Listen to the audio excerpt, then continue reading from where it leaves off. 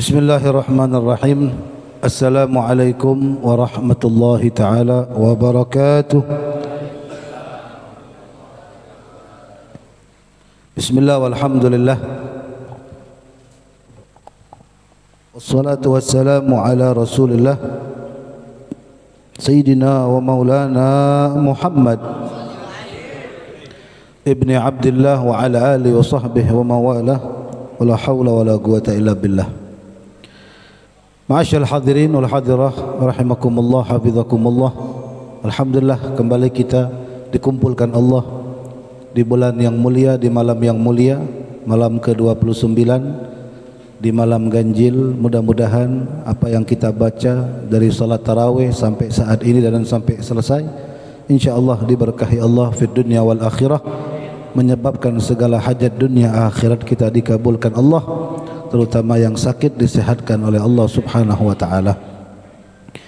Sedikit saya akan membacakan managib karena malam ini bertepatan dengan kita mengadakan haul Al-Imam Al-Muhaddith Al-Imam Ahlus Sunnah wal Jamaah As-Sayyid Al-Habib Abuya Muhammad bin Alawi Al-Maliki. Mudah-mudahan kita mendapatkan barokah daripada beliau. Managib beliau yang akan kita dengarkan mudah-mudahan bisa kita contoh, bisa kita amalkan, bisa kita ajarkan. InsyaAllah dunia akhirat kita berkumpul dengan beliau dan dengan datuk beliau Rasulullah sallallahu alaihi wasallam. Abuya As-Sayyid Muhammad bin Alwi Al-Maliki Al-Hasani, beliau lahir di kota Mekkah tahun 1365 Hijriah atau bertepatan 1945 merdeka. Ya. Beliau dididik oleh ayahnya dan juga beliau masuk ke sekolah madrasah Islam, madrasah ilim, yaitu madrasah yang cukup terkenal di kota Mekkah yang banyak menghasilkan para santrinya menjadi ulama besar, yaitu Madrasah Al-Falah, di mana ayah beliau sendiri As-Sayyid Alawi juga mengajar di Madrasah Al-Falah. Kemudian As-Sayyid Alawi, ayah beliau juga merangkap sebagai pengajar di Masjidil Haram di kota Mekkah. Tempatnya sangat masyhur di dekat Babus Salam. Setelah ayahnya As-Sayyid Alawi Al-Maliki beliau wafat, majelis ini diteruskan oleh putranya yaitu Abuya As-Sayyid Muhammad bin Alwi Al-Maliki, yang mana Abuya As-Sayyid Muhammad bin Alwi Al-Maliki mendapatkan pendidikan yang sungguh luar biasa baik di Mekkah ataupun di luar Mekkah, ya, menjadi alim, bahkan gelar beliau itu Al-Muhaddith, ahli hadis. Beliaulah yang meneruskan pengajian ayahnya dan juga beliau diangkat menjadi dosen di Universitas King Abdul Aziz Jeddah dan Universitas Ummul Qura Makkah. Mata kuliah yang beliau ajarkan hadis dan usuluddin. Cukup lama beliau menjalankan tugasnya sebagai dosen di dua universitas tersebut sampai beliau memutuskan untuk mengundurkan diri. Kenapa? Karena beliau ingin lebih fokus dalam mengajar di Masjidil Haram dan juga membuka pengajian di tempat kediaman beliau, ya, di kawasan Utaibiyah Mekkah, yang tidak beberapa lama beliau pun pindah tempat ke kawasan Rusaifah Mekkah. Abuya As-Sayyid Muhammad bin Alwi Al-Maliki Al-Hasani lebih senang dipanggil oleh semua santrinya dengan sebutan Abuya. Jadi beliau ini juga membuka pondok pesantren di Rusaifah. Mungkin yang haji, yang umroh, yang pernah mampir ke sana mendapatkan berkah tahu, ya, bagaimana pondok beliau mencetak ribuan ulama khususnya yang ada di Indonesia. Ya, makanya guru-guru kita, guru Al-Faqir, guru Al-Habib Hasan, guru para habaib kita juga keluaran atau jebolan daripada pondok pesantren beliau yang ada di Mekkah Al-Mukarramah. Kenapa beliau senang dipanggil dengan kalimat abuya? Karena beliau punya niat. Niatnya apa?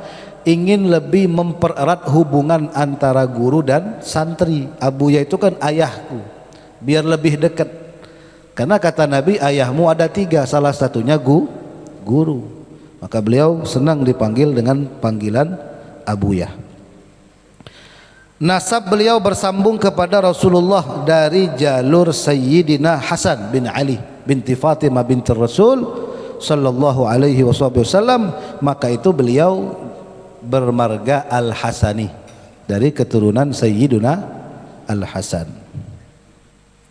Mazhab beliau bermazhab Al-Maliki, ya, bermazhab Al-Imam Malik.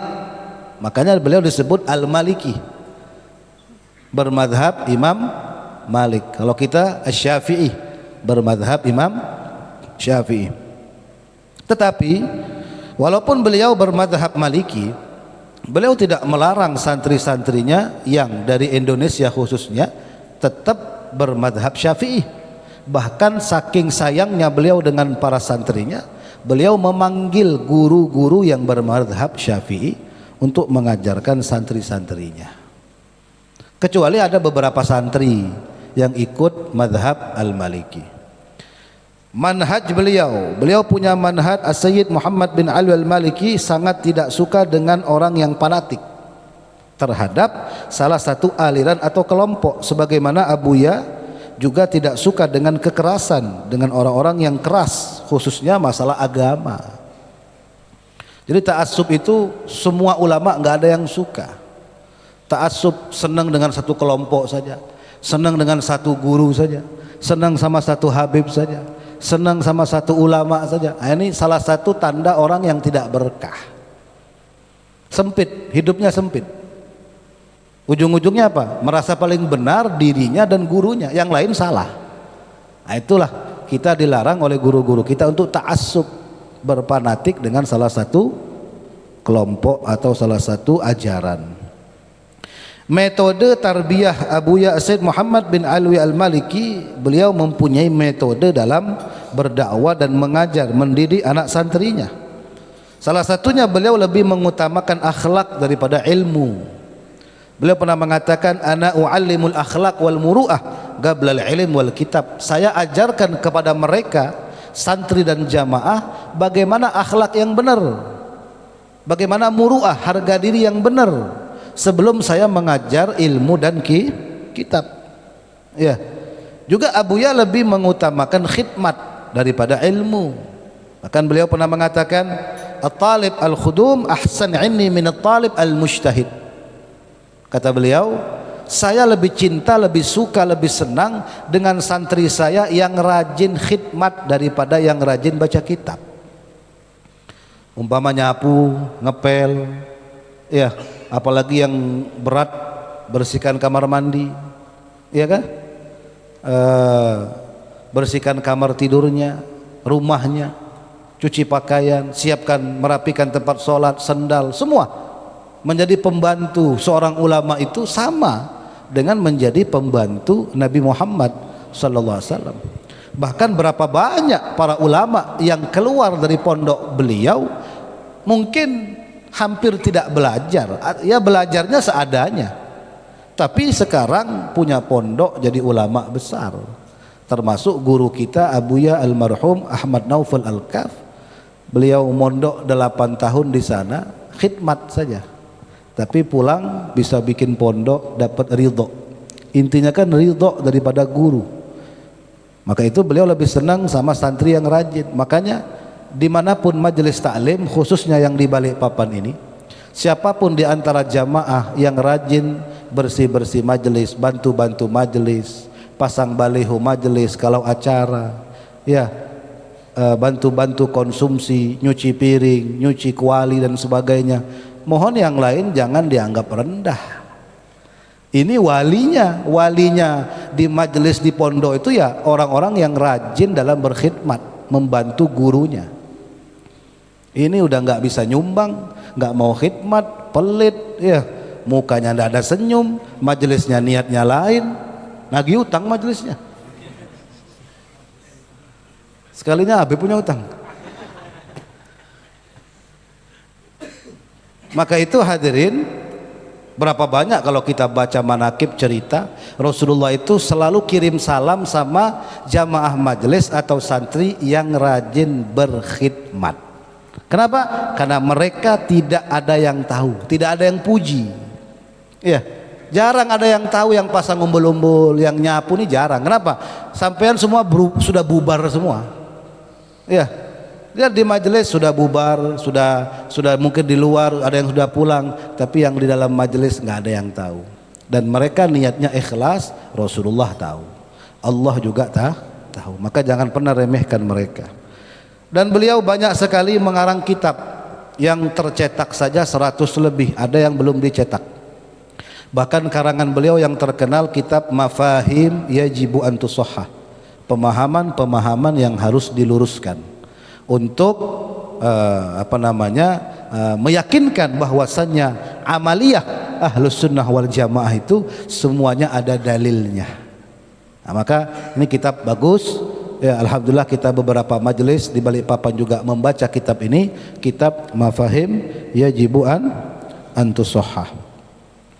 Kemudian beliau punya amanah sebelum wafat 2 tahun, tahun 2002 di negeri Malaysia. Beliau menginginkan atas masukan putranya Abu Yasin Ahmad agar yang keluar dari pondok Abu Ya Maliki ini punya satu organisasi, satu kelompok yang bisa memberikan manfaat kepada umat Nabi Muhammad sallallahu alaihi wasallam, yang waktu itu disampaikan oleh Abu Ya kepada murid senior beliau, yaitu Al-Imam Kiai Haji Muhammad Ihya Ulumuddin, Kiai Ihya, agar membuat satu wadah yang bernama As-Safwah, Al-Hay'ah As-Safwah, lalu ditambah 2014 kemarin Al-Malikiyah. Nah, itu kalau kita lihat Hay'ah Safwah Al-Malikiyah itu adalah satu wadah dakwah untuk umat Nabi Muhammad daripada keluaran Abu Ya As-Sayyid Muhammad bin Alwi Al-Maliki. Karomah beliau sangat banyak, mungkin saya tidak bisa ceritakan satu persatu, sangat banyak karomah beliau. Salah satu karomah yang saya dengar, pernah ada santrinya yang istrinya itu keguguran, di dokter di rumah sakit udah positif, mati anaknya, positif. Akhirnya datang kepada Abu Ya minta doa, dikasih sorban. Ikatkan sorbanku di perut istrimu. Subhanallah, singkat cerita diikat di perut istrinya, itu anak yang sudah mati gerak lagi, hidup lagi. Ini barokah ya daripada karomah Abu Yasin Muhammad bin Ali Al-Maliki. Dan karomah terbesarnya, banyak karomahnya ya, karomah terbesarnya beliau pernah mengatakan, atamanna minallah ayyaqbidha ruhi baina tullabi wa kutubi wa ana shaim. Ini karomah terbesar beliau. Aku selalu berdoa kepada Allah supaya mudah-mudahan ketika Allah mencabut ruhku, mencabut nyawaku, aku berada di tengah-tengah santriku, berada di tengah-tengah kitabku, dan aku dalam keadaan puasa. Akhirnya Allah kabulkan. Itu karomah beliau. Beliau wafat tanggal 15 Ramadan dalam keadaan puasa tahun 2004. Padahal kalau kita dengar cerita, beliau itu sempat dirawat di rumah sakit. Tiba-tiba beliau mau pulang. Duduk di tempat kitab tuh, koperasi ya? Perpustakaan. Koperasi lagi. Ya, di perpustakaan beliau, di situ ada tempat istirahat, dan beliau sempat bertanya kepada santrinya, ya, Abu Ya tidur di kasur atau di tanah? Ya. Kata santrinya, Abu Ya tidur di kasur. Abu Ya mau tidur di tanah. Tidak lama kemudian meninggal dunia. Artinya Allah kabulkan. Meninggalnya dalam keadaan puasa, 15 Ramadan 2004, di tengah santri-santrinya, di tengah kitab-kitabnya. Dan subhanallah, beliau juga pernah berdoa, ketika jenazahku ingin disolatkan, aku tidak mau fulan bin fulan yang menjadi imam. Ya, waktu itu Syekh Abdurrahman Sudes, beliau nggak mau menjadi imam sholat jenazahnya. Subhanallah, padahal jadwalnya Sudes tapi berhalangan, tidak jadi imam. Kita bisa lihat videonya di YouTube tuh, jutaan orang mengantar jenazahnya. Salah satu yang ngantar jenazah beliau Al Habib Ali Al Jufri. Ya, beliau menyaksikan sendiri ketika jenazah Abu Yazid Muhammad bin Ali Al Maliki dimasukkan ke liang lahat, beliau menangis teriak. Kenapa? Lalu beliau ceritakan, tadi aku melihat langsung Rasulullah yang menyambut jenazah daripada Abu Yazid Muhammad bin Ali al-Malik. Bagaimana mungkin aku tidak sedih, tidak menangis, tidak histeri, tidak teriak karena melihat Nabi Muhammad yang mengurus daripada jenazah Abu Yazid Muhammad bin Ali al-Maliki. Jenazah ini sempat dibongkar 5 tahun berturut-turut karena ingin ditumpuk, sistem tumpuk di sana, tapi mereka gagal. Kenapa? Jenazahnya tidak hancur sedikit pun, bahkan seperti baru meninggal beberapa jam yang lalu, wangi, harum semerbak. Akhirnya ya tidak boleh dibongkar selama-lamanya. Itu salah satu karomah yang terbesar. Kenapa beliau bisa mendapatkan kemuliaan seperti ini? Simpel saja, karena beliau ketika hidup beliau memuliakan Allah, memuliakan Nabi, dan memuliakan umat Nabi Muhammad sallallahu alaihi wasallam. Dan beliau pernah berdoa dan beliau pernah berkata, ya Allah, aku tidak berharap dari banyaknya amal ibadahku, mungkin ada yang diterima atau tidak. Yang paling kuharapkan, ya Allah, mudah-mudahan yang menyebabkan aku dapat ampunan, menyebabkan aku masuk surga bersama Nabi Muhammad, mudah-mudahan karena banyak suka menyenangkan umat Nabi Muhammad. Maka kita dianjurkan saling menyenangkan sesama kita, jauhi permusuhan, jauhi saling caci maki, merasa paling baik, karena itu bukan sifat daripada Rasulullah sallallahu alaihi wasallam. Mudah-mudahan semuanya mendapatkan barakah fid dunya wal akhirah. Amin ya rabbal. Dengan hormat kami memintakan kepada guru kita Al Habib Ali Al Habsyi untuk memberikan mau'izatul hasanah kepada kita semua. Fa alaihi